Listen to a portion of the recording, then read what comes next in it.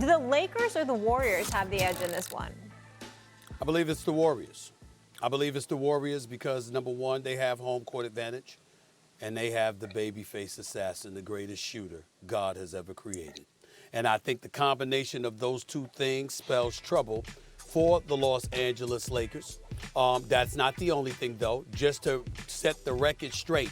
You know, did you know that LeBron James against Steph Curry is averaging more points, more rebounds, and more assists with a better shooting percentage from the field than Steph Curry? That's actually true. Now, Steph Curry obviously shoots better from three-point range, but LeBron James has him beat in all of those numbers. But he doesn't have him beat in titles because Steph has outscored them 3-1 in their 4 NBA Finals matchups. And obviously, he's got him beat in scoring titles because Steph's got 2 and LeBron's got 1. Here's the deal. When I look at LeBron, I'm thinking about yesterday, and I'm watching this game. And as I stated on national television, there were 2 LeBrons watching the game. One was, damn, this is beautiful. I love this.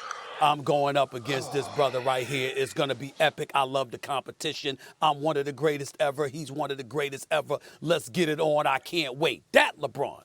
And then there was the other LeBron that was like, damn, I thought I was going to the conference finals, and now this brother's standing in my way. Because I believe they would have beat Sacramento. Lakers would have beat Sacramento because I think LeBron's experience, his brilliance as a basketball savant, I thought he would have exploited the youth of the Sacramento Kings, and they would have slowed up pace if he were going against them. You don't get to do that against the Golden State Warriors. And oh, by the way, that dude, Draymond Green, let me tell you something right now.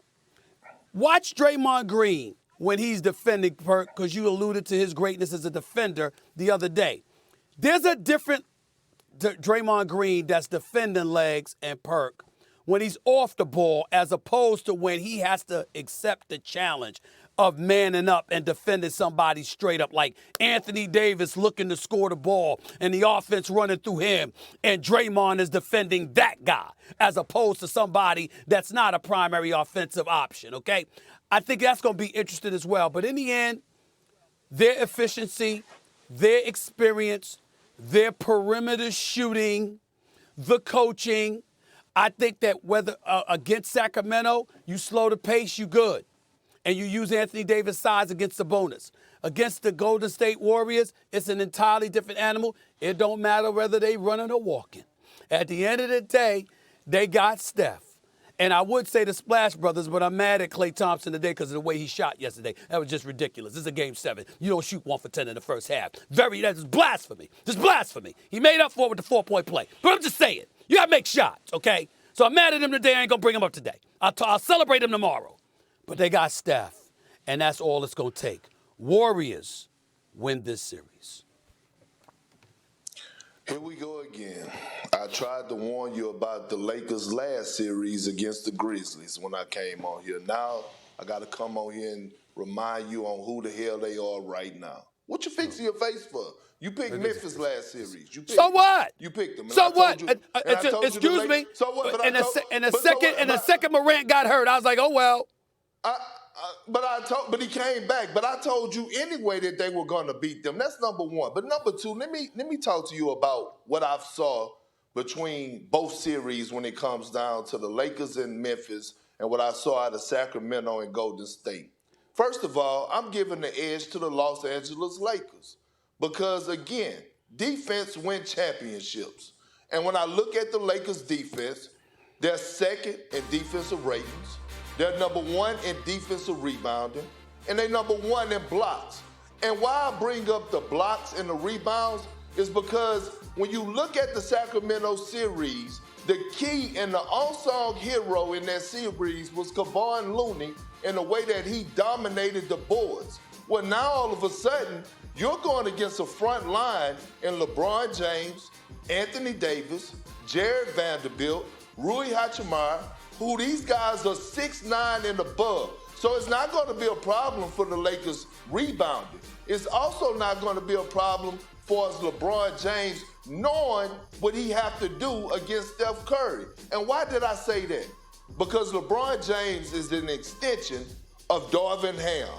And what I watched last night was Mike Brown has done a hell of a job. I'm not even shooting a jab at him. But at some point, you have to say, Steph got it going. I don't give a damn. I'm going to trap him. I'm going to trap him aggressively until he get the ball out of his hands. The Lakers are going to do that. The Lakers are not going to let Steph just beat them. The Lakers are going to use their brain and their psyche to go and do what they need to do. And by the way, the disrespect that Kevon Looney and Draymond was doing to Sabonis, they better not be sagging off in the paint. They better not be giving Anthony Davis 15-footers. And yes, I did praise Draymond Green. To wrap it up real quick, I did praise Draymond about his defense, and rightfully so. But you know who else I need to praise? Anthony Davis. You was at the game the other night. You seeing how he embracing the center role. You watching how he's anchoring that defense and throwing everything into the second row of the Crypto.com 26 arena. blocks Yeah, he's doing his thing. He's doing his thing, and he's doing what we've been wanting him to do for so long, and that's being a dominant force on the defensive end. So when I look at D'Angelo Russell and I look at Austin Reeves, I'm looking at the Lakers and I'm saying they actually got the offensive firepower to go back at them. So I do give the Lakers the edge in this series. And by the way, LeBron is going to destroy Andrew Wiggins.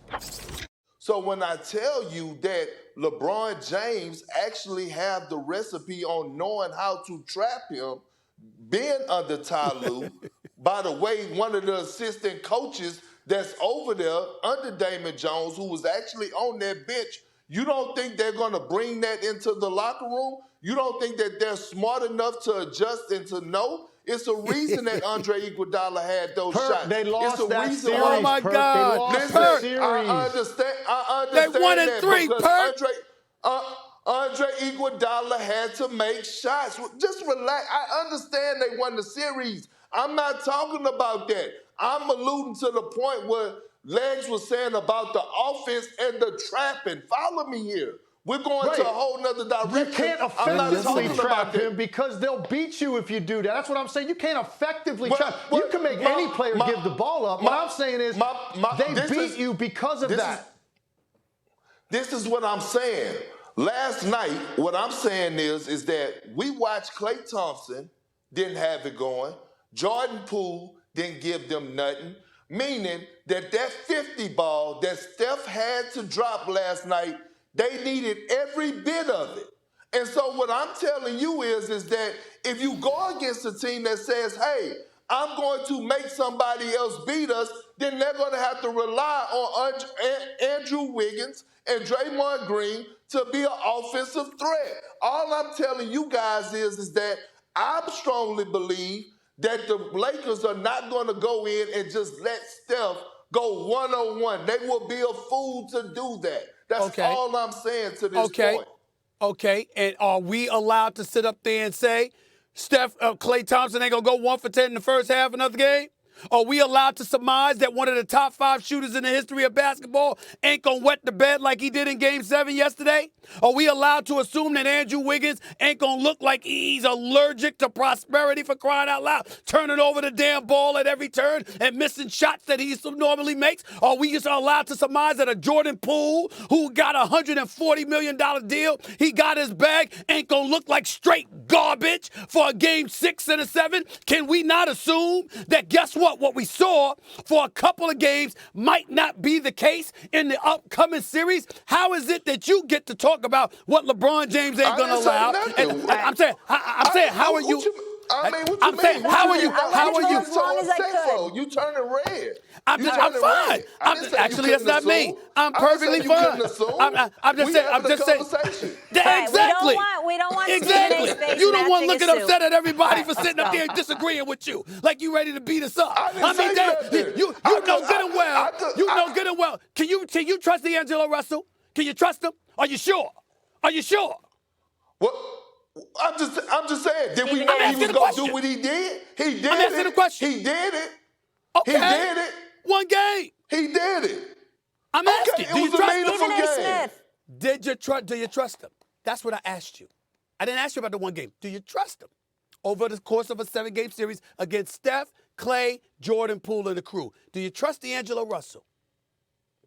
I trust Anthony Davis and LeBron James. Oh, Lord. All right. Coming up. Kendrick Perkins, listen, he gets Coach my Deion vote. Sanders Kendrick is Perkins is not running for happy with office.